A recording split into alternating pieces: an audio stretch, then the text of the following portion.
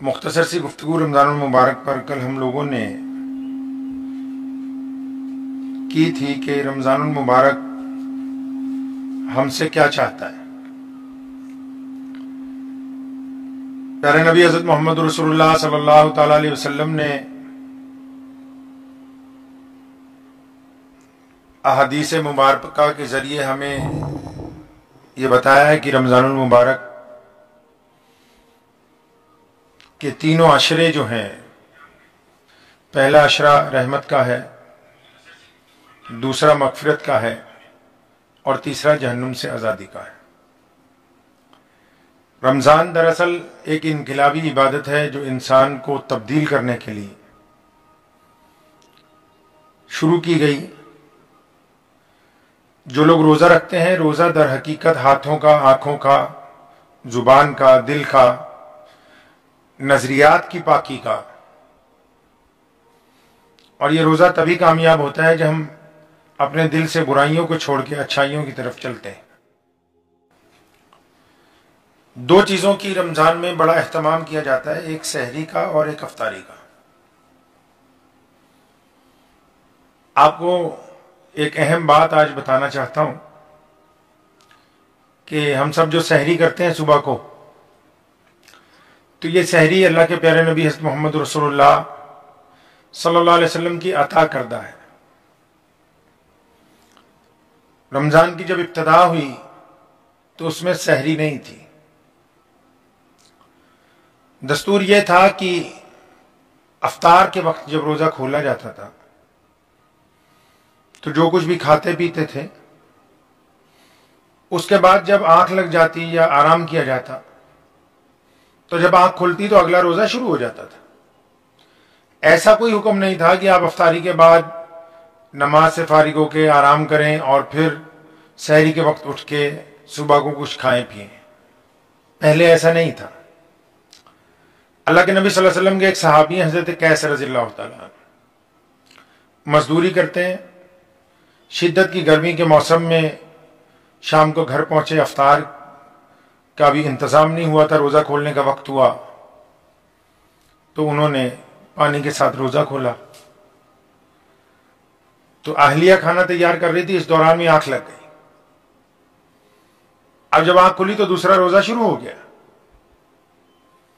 بڑے پریشان ہوئے تو یہ واقعہ نبی علیہ الصلوۃ والسلام کو بتایا گیا۔ تو جو لوگ یہ سمجھتے ہیں کہ سحری ابتدا سے تھی، ایسا نہیں تھا۔ اس واقعے کے بعد رسول کریم صلی اللہ علیہ وسلم نے یہ سحری کی سنت کی ابتدا فرمائی اور یہ ایک نعمت کے طور پر امت کو دی ہے، اور تاکید بھی فرمائی کہ سحری ضرور کریں، خواہ ایک کھجور کی ہی کیوں نہ ہو۔ تو ایسا پہلے نہیں تھا کہ روزے کے ساتھ سحری ہوتی تھی، یہ محمد رسول اللہ صلی اللہ علیہ وسلم نے ہمیں عطا کیے۔ روزہ پہلی امتوں میں بھی تھا، سحری نہیں تھی، افطار تھا۔ ہمارے نبی علیہ الصلوۃ والسلام نے ہم کو سحری بھی عطا فرمائی۔ پیارے نبی حضرت محمد رسول اللہ صلی اللہ علیہ وسلم پوری کائنات کے لیے جو رحمت بن کر آئے ہیں، ہم سب کے نبی ہیں۔ ہماری امت کی ماں امی عائشہ رضی اللہ تعالی عنہ فرماتی ہیں کہ رسول اللہ صلی اللہ علیہ وسلم رمضان کریم میں ہوا جو چلتی ہے اس سے زیادہ فیاض تھے کہ تیز ہوا اس رفتار سے نہیں چل سکتی جس رفتار سے رسول اللہ صلی اللہ علیہ وسلم لوگوں کو بانٹتے تھے۔ بانٹنے کے لیے رقم زیادہ ہونی ضروری نہیں ہے، بانٹنے کے لیے زیادہ مال ہونا ضروری نہیں ہے، بانٹنے کے لیے ایک نیک دل، اللہ کے اوپر اعتماد ہونا زیادہ ضروری ہے۔ مالاں والے سخی نہیں ہوندے، مالاں والے سخی نہیں ہوندے، سخیاں کول مال نہیں ہوندے۔ مالاں والے سخی نہیں ہوندے، سخیاں کول مال نہیں ہوندے۔ ایتھے اوتھے دونوں جہاں سخی کدی پریشان نہیں ہوندے۔ اگر آپ میں جذبہ ہے تقسیم کرنے کا، آپ میں جذبہ ہے دوسرے کی مدد کرنے کا، تو آپ کے پاس مال کہاں سے آئے گا، کہاں سے اشیاء آئیں گی، کہاں سے خرد و نوش کا سامان آئے گا، یہ اللہ پر چھوڑیں۔ آپ ابتدا تو کریں، ابتدا تو کیجئے کم از کم۔ اور جن کا آپ پر حق ہے آپ ان سے نظریں نہیں چرا سکتے ہیں۔ اللہ تبارک و تعالیٰ کو یہ بات نہیں پسند۔ اللہ تعالیٰ طاقتور مومن کو پسند کرتے ہیں، اللہ کو فیاض مومن پسند ہے، اللہ کو رحم دل بندے پسند ہیں، اللہ کو سخی لوگ زیادہ پسند ہیں، اللہ تعالیٰ نے آپ کو بہترین بنایا۔ میں جب چھوٹا تھا تو میرے دادا حضرت مولانا مفتی محمد احمد رحمانی لدھیانوی رحمۃ اللہ علیہ، تو میں اکثر دیکھا کرتا تھا کہ حضرت کے پاس بہت سارے لوگ کچھ نہ کچھ مانگنے آتے ہیں، اور کئی تو بار بار آتے ہیں۔ تو میں نے ایک دن اپنی عقل کے مطابق عرض کی کہ دادا جان یہ ایک شخص ہے، یہ بار بار آتا ہے روزانہ۔ تو فرمانے لگے کہ کیا یہ بہتر نہیں ہے کہ اللہ تعالیٰ نے آپ کو دینے والوں میں رکھا ہے، لینے والوں میں نہیں رکھا ہے؟ ان کی یہ بات ہمارے دل پر نقش ہو گئی۔ آپ بھی اطمینان سے اس بات کو سوچیں کہ اگر کوئی ضرورت مند آپ کے گھر تک آ رہا ہے، یا رمضان میں آپ کسی کی توجہ کا مرکز بن گئے، تو یہ اللہ کی نعمت ہے آپ کے لیے۔ اللہ تعالیٰ نے یہ پسند کیا، دینے کو اللہ تعالیٰ کسی کو بھی دے سکتے ہیں، ضروری نہیں ہے کہ آپ کے ہاتھ سے دلوایا جائے، ایسا ضروری نہیں، کسی کو بھی یہ اختیار دیا جا سکتا ہے۔ حضرت مولانا حبیب الرحمان صاحب لدھیانوی رحمۃ اللہ علیہ فرماتے ہیں کہ میں اور سید طاولہ شاہ بخاری رحمۃ اللہ علیہ اور سوامی شردانند جی مہاراج ایک سمے تھا انگریز کے خلاف جب لڑ رہے تھے، تو دھرم شالہ ہماچل کی جیل میں یہ لوگ اکٹھے تھے۔ فرماتے ہیں کہ روزانہ قرآن پاک پڑھتے تھے اور اس کا ترجمہ بھی کرتے تھے۔ تو فرماتے ہیں کہ ایک دن قل اللہ شریف کا ترجمہ چل رہا تھا، تو شاہ ولی اللہ محدث دہلوی رحمۃ اللہ علیہ نے ایک جگہ اس کے ترجمے میں ساتھ میں لکھا ہے کہ نرادھار ہے، اللہ کی ذات، خدا کی ذات نرادھار ہے۔ تو حضرت فرماتے ہیں کہ ابھی سمجھ نہیں آئی بات کہ اس لفظ کے پورے معنی کیا ہوں گے۔ سید طاولہ شاہ بخاری رحمۃ اللہ علیہ کو بڑی چاہت اٹھی کہ اس بات کا پتہ لگایا جائے کہ یہ جو لفظ ہے نرادھار، اس کے مکمل معنی کیا ہوں گے۔ تو فرماتے ہیں کہ ہم لوگ سوامی جی کے پاس گئے، جو اسی جیل کے اندر تھے جب انگریز کے خلاف لڑائی چل رہی تھی۔ تو ان سے پوچھا کہ یہ نرادھار کا مطلب، تو سوامی جی نے بتایا کہ مولانا نرادھار کہتے ہیں کہ پرمیشور جب کسی کے لیے کچھ کرنا چاہے تو بنا کسی آدھار کے، یعنی بنا کسی وسیلے کے بھی وہ کر سکتا ہے، اسی کا نام خدا ہے، اسی کو احکم الحاکمین کہا گیا، وہی اللہ ہے، وہ پوری دنیا کا مالک ہے۔ فرماتے ہیں کہ جب یہ ترجمہ سنا تو پورے دل میں اطمینان ہو گیا کہ بالکل یہ جو قرآن پاک میں کہا قل اللہ احد اللہ الصمد، کہ اللہ بے نیاز ہے، وہ جب کسی کو دینے پہ آئے یا کسی کی مدد کرنے پر آئے، وہ نرادھار ہے، بنا کسی کو آدھار بنائے بھی دے سکتا ہے۔ تو دادا ہمارے فرمایا کرتے تھے کہ یہ اب بہتر نہیں ہے کہ آپ کو اللہ نے دینے والوں میں رکھا ہے، آپ لینے والوں میں نہیں ہیں؟ آپ کو کس نے یہ اختیار دیا کہ اب آپ چھان بین کرتے پھریں؟ نہیں، آپ کو اللہ تبارک و تعالیٰ نے جو عطا کیا ہے، جتنا عطا کیا ہے، اپنی ہمت کے مطابق دیتے رہیے۔ آپ اخلاص نیت سے دیتے رہیں گے، اللہ تعالیٰ آپ کی مدد فرماتے رہیں گے، آپ کی عزتوں میں اضافہ ہو جائے گا۔ انسان محاسب نہیں ہے، گنہگار ہے۔ یہ رمضان کا مہینہ اللہ سے معافی مانگنے کا مہینہ ہے، اللہ سے استغفار کرنے کا مہینہ ہے، اپنے گناہوں کو یاد کر کے رونے کا مہینہ ہے، اپنے گناہوں سے توبہ کرنے کا مہینہ ہے، اللہ کو منوانے کا مہینہ ہے۔ کیا ہم رمضان کا حق ادا کر رہے ہیں؟ میں نے کل کی گفتگو میں بھی آپ کو کہا تھا، کیا ہم نے ان لوگوں کو معاف کر دیا جو ہم سے معافی چاہتے ہیں؟ کیا ہم نے صلہ رحمی شروع کی ہے؟ کیا روزہ رکھنے کے بعد ہم نے اب کسی کو تانا تو نہیں مارا؟ کیا روزہ رکھنے کے بعد ہم نے کسی کے دل کو تکلیف تو نہیں پہنچائی ہے؟ کیا روزہ رکھنے کے بعد ہم کسی اپنے پڑوسی کو پریشان تو نہیں کر رہے ہیں؟ کیا روزہ رکھنے کے بعد ہم عبادتیں اخلاص کے ساتھ کر رہے ہیں؟ کیا روزے کے ساتھ نماز پنجگانہ چل رہی ہے؟ کیا قرآن پاک کی ساتھ میں تلاوت ہو رہی ہے؟ کیا ایک لقمہ اپنے منہ سے اتارنے سے پہلے اپنے پڑوس میں اگر کوئی بھوکا ہے اس تک ہم رزق پہنچا رہے ہیں؟ اپنا محاسبہ ہم کو خود کرنا ہے۔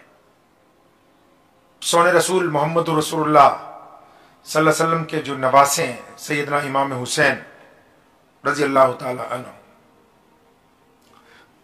ان کو کسی نے پوچھا کہ امام صاحب یہ کیسے پتہ لگائیں کہ ایمان ہمارا اچھا ہے کہ نہیں، ایمان کامل ہو گیا ہے کہ نہیں ہوا، ہم اچھے انسان ہیں کہ نہیں ہیں؟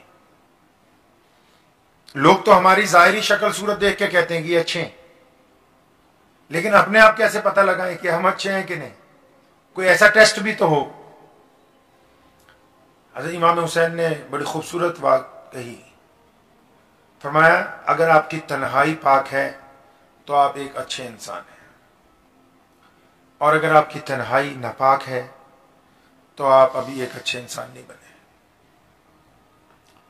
تو آئیے رمضان کے اس پہلے روزے کی دوسری تراویح کی اس رات کو ذرا کچھ دیر اکیلے بیٹھ کے یا اپنے کمرے میں اکیلے آرام کے وقت اپنے بستر پہ آنکھیں بند کر کے ذرا سوچیں کہ ہماری تنہائی کیسی ہے۔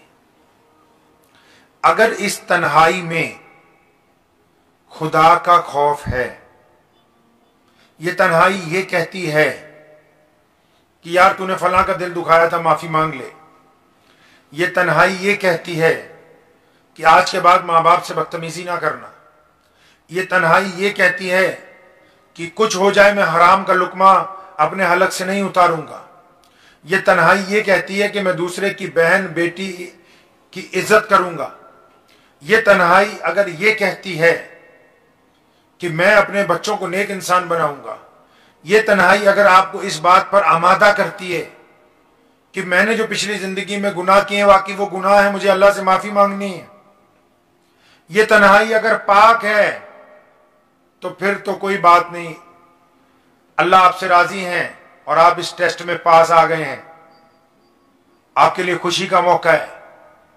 لیکن اگر آپ اچانک اکیلے آرام کرتے ہیں، اکیلے بیٹھتے ہیں اور اس اکیلے تنہائی میں آپ ارادہ کرتے ہیں کسی کے ساتھ منہ کالا کرنے کا، آپ ارادہ کرتے ہیں کسی کی بہو بہن بیٹی کے ساتھ کوئی گندا ارادہ بناتے ہیں، آپ اگر ارادہ کرتے ہیں کسی کے ساتھ دھوکہ کرنے کا، ٹھگی مارنے کا، بے ایمانی کرنے کا، کسی کو غلط نگاہ سے دیکھنے کا ارادہ بناتے ہیں، سازش تیار کرتے ہیں اپنے من ہی من میں، ایسی باتیں سوچتے ہیں جو ہو بھی نہیں سکتی، لیکن آپ کوشش کرتے ہیں، آپ کا ارادہ ہے کہ اگر موقع ملے تو میں فلاں غلط کام کر گزروں گا، تو اس کا مطلب آپ ابھی ایمان والے نہیں ہیں۔ یہ ہمارے لیے دکھ کی بات ہوگی۔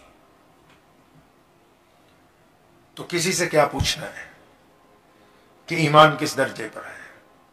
ہمیں خود پتہ ہے، ہم خود جانتے ہیں کہ ہماری تنہائیاں کیسی ہیں۔ لوگوں کے سامنے نیک بننا کوئی بڑی بات نہیں ہے، لوگوں کے ساتھ اچھے بن کے بیٹھ جانا، سفید کپڑوں میں بیٹھنا کوئی بڑی بات نہیں ہے، لوگوں میں ہر بند ہے، لیکن کیا وہ اپنے ضمیر کا مجرم تو نہیں ہے؟ اگر وہ ضمیر کا مجرم ہے تو پھر خدا کا بھی مجرم ہے، اگر ضمیر کا مجرم ہے تو ابھی خدا کا مجرم ہے، اور جب تک ضمیر یہ نہیں کہتا کہ ہاں اب تو ایک اچھا انسان بن گیا ہے، ہاں اب تو پلٹ آیا ہے نیکی کی طرف، تب تک آپ اللہ کو راضی نہیں کر سکتے۔